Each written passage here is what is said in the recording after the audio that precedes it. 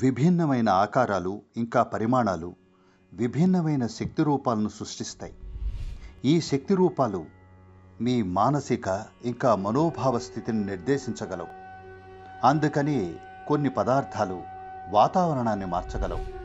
అది ఎంతో విలువైన పదార్థం. అది తేవాలంటే మీరు ఎన్నో మైళ్ళ దూరం నడవాల్సి ఉంటుంది. అది వాతావరణం అంతా మరింత చురుగ్గా చేస్తుంది.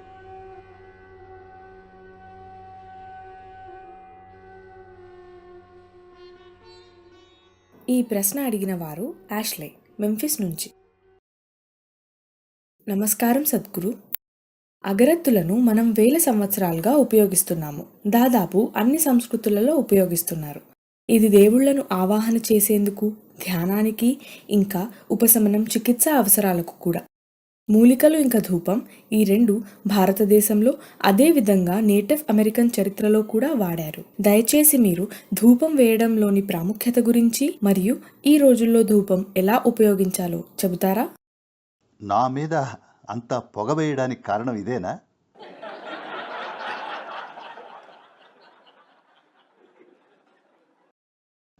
పైగా ప్రశ్న అడుగుతున్నవారు Ashley. And the question is from Ashley.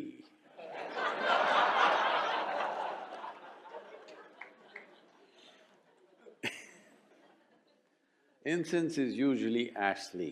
ధూపం అంటే యాష్లీనే. బూడిద లేకుండా ధూపం అనేది ఉండదు. సరే, దీని ప్రాముఖ్యత ఏమిటంటే కొన్ని పదార్థాలున్నాయి. అవి కాలుతున్నప్పుడు ఒక విషయం, అవి సువాసన కలిగి ఉంటాయి. ఇది మన ముక్కుకు ఆహ్లాదకరంగా ఉంటుంది.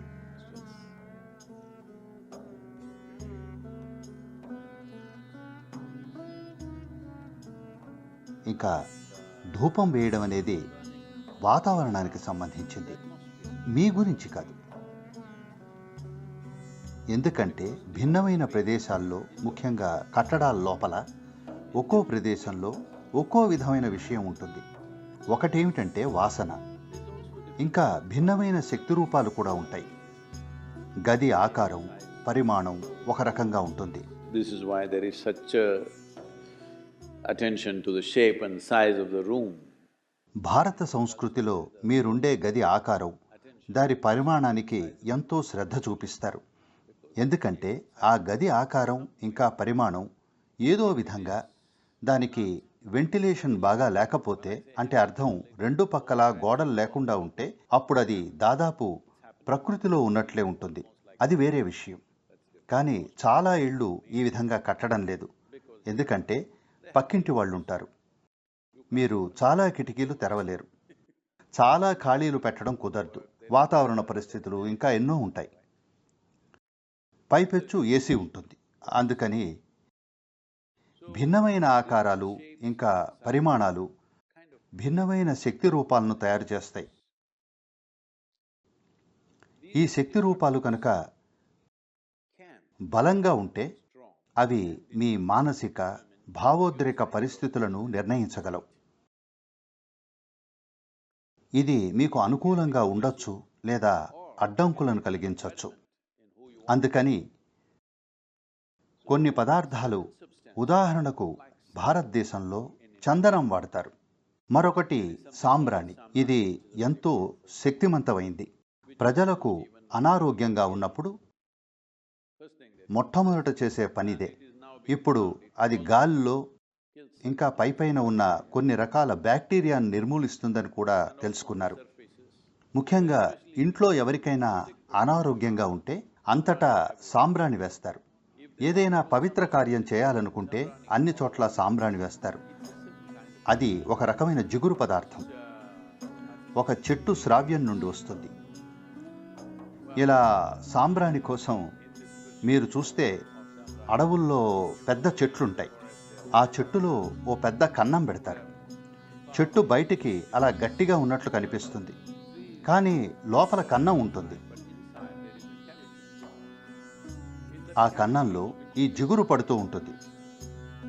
మనకు తెలీదు, కనీసం నాకు తెలీదు ఎందుకని సహజంగా ఇలాంటి జిగురు కారుతుందో. కానీ ప్రజలు వెళ్ళి దాన్ని పోగు చేసుకుంటారు. అది ఎంతో విలువైన పదార్థం.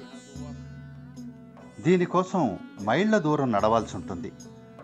ఎందుకంటే ఈ చెట్లు బాగా పరిణితి చెందినవై ఉండాలి. అంటే అవి 30 నుండి 50 సంవత్సరాల వయసు కలిగి ఉండాలి. లేదంటే మీకు దొరకదు. ఇది వాతావరణం మీద ఎంతో ప్రభావం చూపిస్తుంది. ఇది సువాసన గురించి మాత్రమే కాదు, ఇది మరొక విధమైంది. ఇది గాలిని స్వచ్ఛం చేస్తుంది. ఇది వాతావరణం మరింత ఉత్తేజంగా ఉండేట్లు చేస్తుంది. ప్రాథమికంగా ఎటువంటి రూపాలున్నా సరే అది ఇంటి వాతావరణాన్ని కూడా బయట ప్రకృతిలో ఉన్నట్లుగానే చేస్తుంది. మీరు కొద్దిగా వాడాలి. మీరు చాలా ఎక్కువ వేస్తే తుమ్ములొచ్చి మీ బుర్ర పనిచేయదు.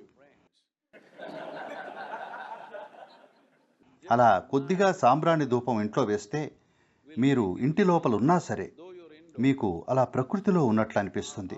ఎందుకంటే బయట ఎటువంటి రూపాలు ఉండవు. ప్రత్యేకించి ఇంట్లో ఏదైనా మరణం సంభవిస్తే సాంబ్రాణి ధూపం 11-12 రోజుల పాటు వేస్తారు. ఎందుకంటే ఆ గాలిని స్వచ్ఛం చేయడం కోసం. ఇవన్నీ సూక్ష్మమైన అంశాలు.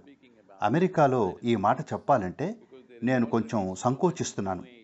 ఎందుకంటే ఇప్పటికే చాలా కొత్త పోకడలున్నాయి. నేను మొట్టమొదట నాష్విల్కి వచ్చినప్పుడు ఇక్కడ నాష్విల్లో ఎవరో చెప్పారు, సద్గురు ఇక్కడ ఒక ఆధ్యాత్మిక సంగమం జరుగుతోంది. నేను ఏమిటి ఆధ్యాత్మిక సంగమమా? భారతదేశంలో కూడా ఇది 12 సంవత్సరాలకు ఒకసారి జరుగుతుంది. లేదు లేదు ఇక్కడ ప్రతి సంవత్సరం జరుగుతుంది అన్నారు. అదేమిటో నేను చూడాలి అన్నాను. వాళ్ళు సరే వెళ్దాం పదండి అన్నారు. నన్ను తీసుకెళ్ళడానికి వాళ్ళు మధ్యాహ్నం వచ్చారు. వాళ్ళు సద్గురు మీరు అక్కడ మాట్లాడేందుకు ఓ స్లాట్ సంపాదించాం అన్నారు. మంచిది అన్నాను. నేను అమెరికాలో మొట్టమొదటిసారిగా ఉన్నాను. ఆధ్యాత్మిక సంగమమా? నేను అక్కడికి వెళ్ళాను. ఒక పెద్ద టెంట్ వేసి ఉంది. మేము అక్కడికి వెళ్ళేసరికి వాళ్ళ కంట్రీ మ్యూజిక్ బాగా పెద్దగా మోగిపోతోంది. సరే ఈ సంగీతకారులను ఖచ్చితంగా ఎవరు ఆహ్వానించరు. బహుశా సాయంత్రం పూట కాస్త ప్రసిద్ధమైన గ్రూపులు వస్తాయేమో. మధ్యాహ్నం పూట కదా, ఖాళీ స్టేజిని సౌండ్ సిస్టమ్ని ఎవరైనా వాడుకోవచ్చు. వాళ్ళు అలా రెచ్చిపోతున్నారు. నేనేమో సరే కానిలే, ఆధ్యాత్మిక సంగమం, సంగీతం అంటే సంప్రదాయానికి సంబంధించింది, మనం ఆధ్యాత్మిక సంగమం మీద దృష్టి పెడదాం అనుకున్నాను. లోపలికి వెళితే ఎవరో ఆధ్యాత్మిక సబ్బును అమ్ముతున్నారు. అబ్బో అనుకున్నా. మరొకళ్ళు ఆధ్యాత్మిక గులకరాయ్ అమ్ముతున్నారు. ఇలా మూలికలు, మందులు, ఇవి అవి ఏవో.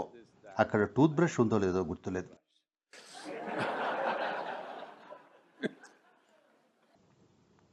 అప్పుడు ఓహో ఇది మన సంతలా ఉంది. మీకు తెలుసా, మన దేశంలో గ్రామాల్లో సంతలుంటాయి. ఆదివారం సంత, లేకపోతే బుధవారం సంత, సోమవారం సంత, ఈ విధంగా. ఇక్కడేమో అన్ని రకాల పదార్థాలు అమ్ముతున్నారు. ఒక మూలిక ఉంటుంది, ఇంతే ఉంటుంది. అది ఇలా తిన్నగా ఉండదు, వంకరగా ఉంటుంది. నేను వేలుతో అలా చేయలేను. So if you take this is a root that could make you invisible. ఇదో మూలిక. అది మీరు మాయమయ్యేలా చేస్తుంది. మీరు దాన్ని అరగదీసి దాంతో పాటుగా ఒక ఆడ తిమింగలం ఎడమ పంటిని కూడా అరగదీయాలి. కానీ ఆ తిమింగలం బతికే ఉండాలి. అంటే మీరు నిజానికి అక్కడికి ఈదుకుంటూ పోయి దాని పంటిని కోసుకొచ్చి రెండూ కలిపి అరగదీస్తే దాంతో పాటుగా ఓ మంత్రం ఉంటుంది, అది చేయాలి.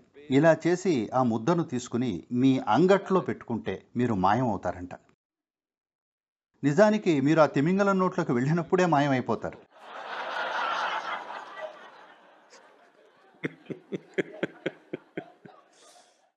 సరే, ఇది మన సంతలా ఉంది.